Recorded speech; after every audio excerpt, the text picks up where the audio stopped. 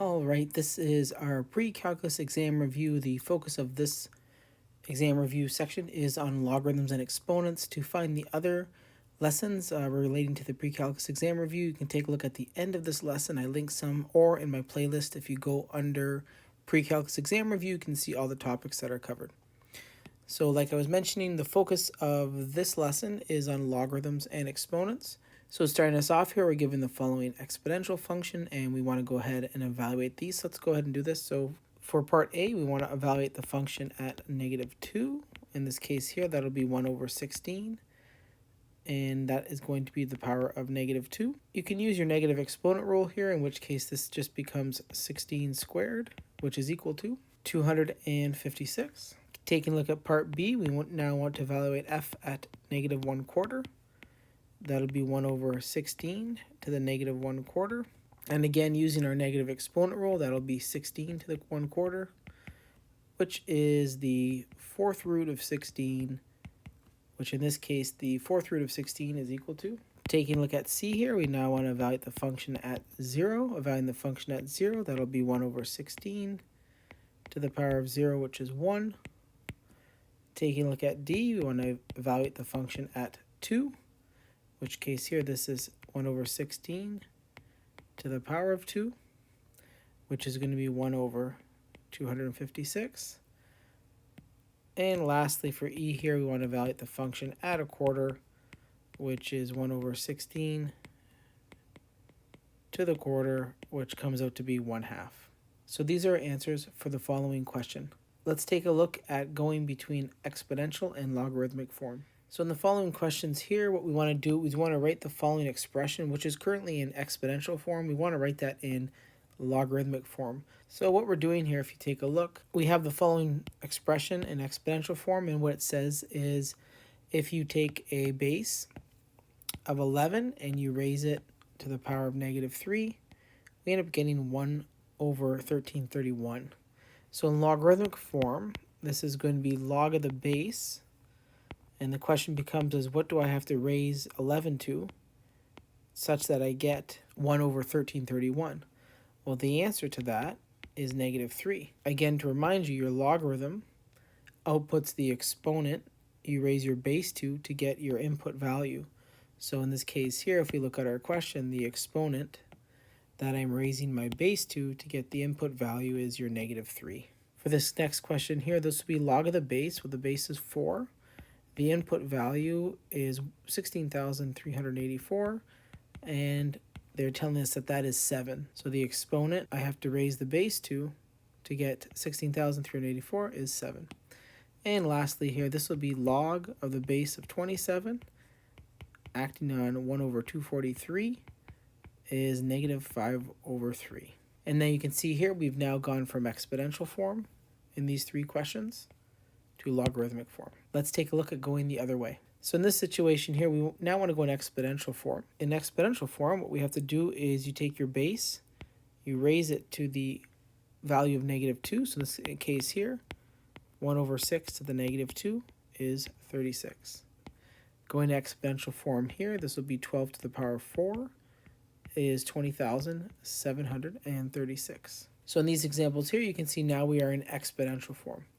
So be able to go back and forth between these forms, exponential and logarithmic form. Let's take a look at some of our logarithmic properties. All right, for the following question here, they want us to take this logarithms that we're given, and we want to break this down and express it in terms of simpler logarithms. So first observation here, we want to take the following log base of 7, acting on 1, 2, 3, 4 different products here. We know that when the logarithm acts on the product, you can break it up with addition. So this will break up into the following. And you can see here this becomes log base of 7 acting on 10, a to the 7, b cubed, and c to the -8. We can now take care of these one by one. If you take a look here, there's not much to do here. I can write this as just log base 7 acting on 10. This right here, you'll notice that log base 7 acting on a to the 7. I can drop down this 7 using our exponent laws. This becomes 7 log 7 on a. Likewise, this becomes 3 log 7 acting on b. And lastly, -8 log 7 acting on c. And we have now expressed our logarithm in terms of simpler basic logarithms. Let's do the same for the following. Now remember your ln here, this is ln here, the ln of x is equivalent to log base e of x. So first step I can do here is I'm dividing top and bottom. I can change this to subtraction, so this becomes the following. Now that I have expressed this in terms of subtraction, we can go ahead and I can use my addition rule, giving us. And again, what I did here is I was taking the logarithm of the product of two expressions. I broke it up in terms of addition. I can now drop this 2 down.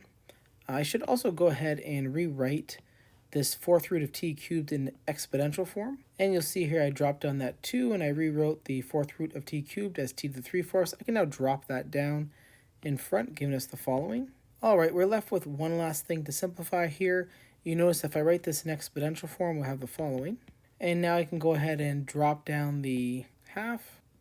And we have our now simplified expression expressed in terms of simplified logarithms here. All right, let's continue our review. So take a look at this problem here. We're going to take the 7 ln t. And I want to take that 7 and bring it up to the exponent. Same with a 6 and same with a 5. Kind of do this in reverse. This will give us. So I went ahead and popped those up there. We get ln t to the 7 minus ln s to the power of 6 plus ln w to the power of 5. Now that I've done that, I can start to apply some of my logarithmic properties. Keep in mind the ln is the same thing as log base e, so this logarithm properties apply just the same. So here we're dividing two logarithms with the same base. We can change this to subtraction, giving us. Now I'm adding two logarithms, again with the same base. We can change this to multiplication, giving us. And now what we've done is we've expressed this as a single logarithm. All right, what we're looking at now is we're going to go ahead and start to solve these equations. So we're starting off with some exponential equations that we want to solve. The main strategy with exponential equations is you're trying to have the same base on the left and right hand side. So let's take a look at our first problem here. So on the first one here, bases are the same. And if the bases are the same, that means we can go ahead and drop these exponents, giving us. Now that I've dropped the exponents, I can equate them. And then we can bring everything to one side. This will be x squared plus 4x minus 12 equals 0, in which case I get here x is 2 and negative 6. So the solutions for this first exponential equation are 2 and negative 6. Moving along to the next one here, again the bases are the same. Since the bases are the same, I can equate these exponents, to which I get 4 plus x is 7 minus 10x. Solving for x here, I get 11x is 3. X is 3 over 11. And for the third exponential equation, you'll see right away that we do not have the same base on the left and right-hand side, but I can rewrite the 36 as 6 squared, giving us. And now we have power to a power, we multiply, giving us. Now that I have the same base on the left and right-hand side, I want to rewrite the right-hand side so the base is up top so we can actually drop the exponents and equate them. So doing so, I can rewrite the 6 on the bottom with a base on the bottom with that 6. So you can put it at the top with a minus sign. This will result in. And now you can see here we have the same base on the left and right, so we can equate these exponents. And now I just want to solve 1 plus x equals negative quantity 8 plus 4. So I can go ahead and distribute this minus sign, bring the x's to one side and numbers to the other, and go right up here solving for x. So bringing that to one side and solving for x, I end up getting x is negative 5 over 9. Let's now take a look at some logarithmic equations. All right, now we're going to take a look at solving logarithmic equations. So starting us off here, our first one is the ln of 4 minus 3x minus ln of 7x equals ln of 11. So the idea with solving logarithmic equations is you want to get this down to a single logarithm and then go to exponential form. So right away on the left-hand side here, you can see I'm subtracting two logarithms with the same base. That base is e. This will reduce to become ln of 4 minus 3x divided by 7x. And now you'll see here I have the ln of 4 minus 3x over 7x is equal to the ln of 11. There's a couple ways you can do this. You can right away cancel off these lns and then you're just equating the 4 minus 3x over 7x equals 11. Or if you want to use your logarithmic properties, what we can do is, as was discussed earlier, this ln is really a base, log base e. I can replace this with a log base e. I could then go to exponential form. Going to exponential form, this will be e to the power of ln of 11 must equal 4 minus 3x over 7x, and in which case e to the power of ln 11 is just 11. So either way you're comfortable, you can do it these ways to solve. Now I'm just solving this simple rational equation, multiply across by 7x, we get 77x is 4 minus 3x. Bringing the x's to one side, I get 80x is 4. So solving for x here, I get x is 4 over 80, which I can divide top and bottom by 4, giving us 1 over 20. If you look at your original equation, you have to make sure that the 1 over 20 is within the domain of that. You'll notice the ln of 7x, your ln function must take in a value that is greater than 0, so this implies x has to be greater than 0. We also have the condition that 4 minus 3x must be greater than 0. So if you take a look at 4 minus 3x, that must be greater than 0. If I go to solve this inequality, you get 4 is greater than 3x, or x has to be less than 4/3. And you'll see here that 1 over 20 is in fact less than 4/3. So the answer to this question is 1 over 20. All right, let's take a look at our next logarithmic equation. So same strategy here. We want to be able to get it down to a single logarithm. So to do that, I'm going to first bring the logarithms to one side. Now I'm subtracting two logarithms with the same base. This becomes division. Now that I have it down to a single logarithm, I can go ahead and go to exponential form, giving me. And you'll notice here I get 2 squared equals x squared over 8 minus x. Go ahead and change that 2 squared to a 4. I can then multiply across by 8 minus x, giving me 32 minus 4x is x squared. Bringing everything to one side, I get x squared plus 4x minus 32. And this factors into x plus 8 times x minus 4. So I get two values here. I get x is 4 or negative 8. Those are the two numbers that I'm getting here. You'll notice both of those numbers are fine in terms of the original equation. Letting x be 4 here causes no values to be outside the domain, and likewise for x being negative 8. All right, let's take a look at another logarithmic equation. So for this one here, it's already all set up for us.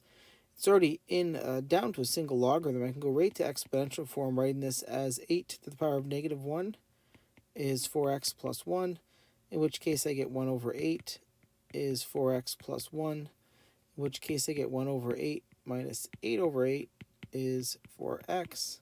So I'm getting here 4x is negative 7 over 8, and x is, this case, going to be negative 7 over 32. And you'll notice here the negative 7 over 32 is within the domain of this equation. If you take a look here, it must be the case that 4 plus x must be greater than 0, in which case x has to be greater than negative 1/4. While negative 7 over 32 is larger than negative 1/4, so this is fine, and the equation is valid, subbing in negative 7 over 32. All right, let's take a look at some word problems. So for our first word problem here, we have $2,500 is looking to be invested for 80 months.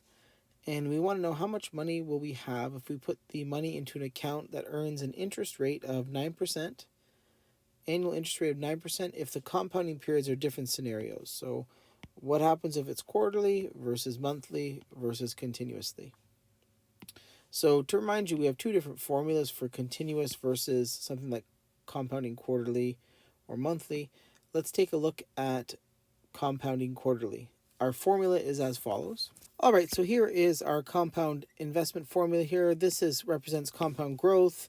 If you put this in minus, that would represent compound decay. But at any rate here, your P at T is the amount of the investment at time T. P naught is your initial investment amount. N represents the number of times you're going to be compounding per year. So in this case here, if it's quarterly, it's 4 times. If it's monthly, it's 12 times. T is the number of years you'll be doing this investment for. And R represents your annual rate of interest, I, which is this case is 9%, written as a decimal place, and then divided by the number of times you're compounding per year. So in this situation here, P at T, that's what we want to find. My P naught is my initial investment amount. That's going to be $2,500. It'll be 1 plus your R value is your annual rate of interest, so the 9%, written as a decimal place, divided by the number of times I'm compounding per year. If I'm going to be doing quarterly, which is part A, that'll be 4 times per year, and that's raised to the power of N, which as we just discussed is 4, and T represents years, in which case that's 80 months, which is in years would be 20 divided by 3 years. So the 80 months here, if you go ahead and divide that by 12 in lowest terms, that's 20 over 3.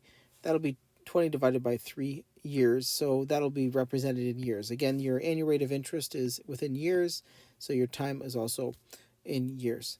So go ahead and doing this calculation, we get the following. I end up getting here $4,525.10. All right, let's do the same calculation for monthly. Notice we can expect the monthly to give a larger amount because you are compounding more frequently. Using our formula, we get the following. All right, and by compounding monthly instead of quarterly, we end up getting about $20 or so more.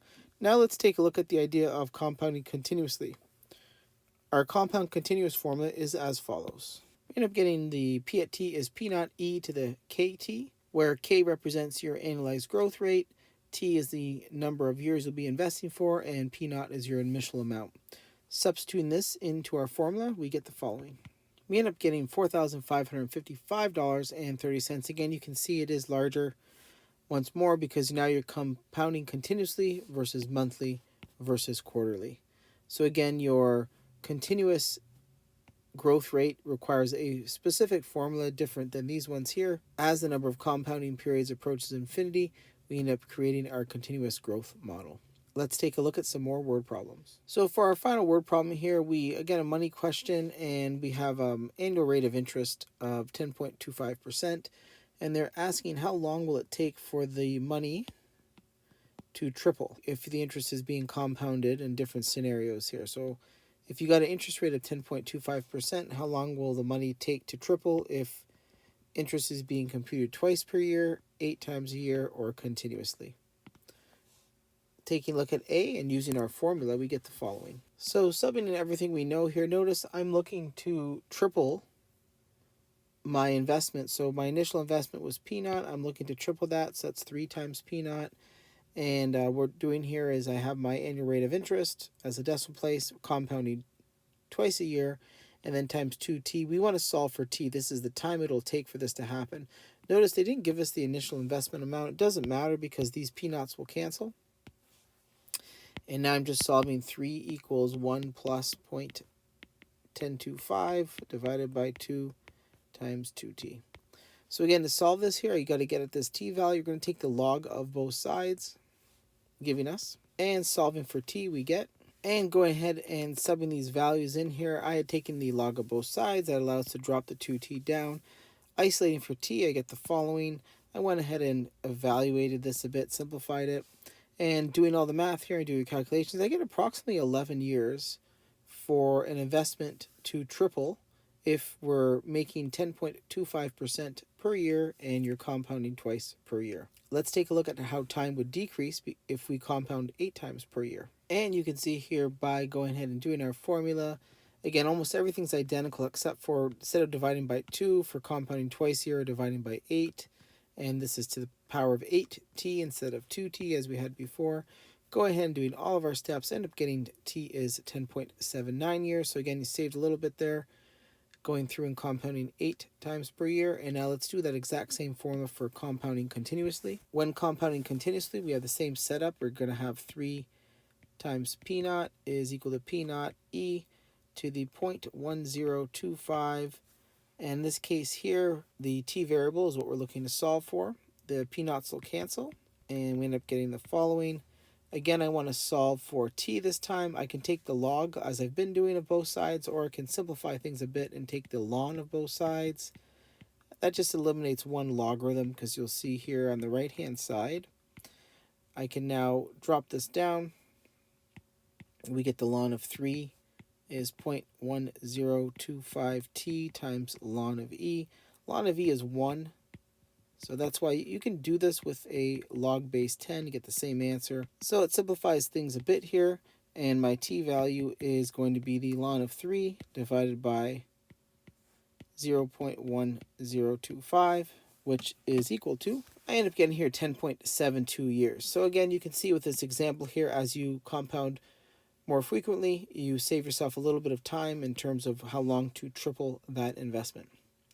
All right, that concludes our lesson and review on precalculus with exponents and logarithms. Take a look at the playlist for a complete list of exam review topics. Thank you.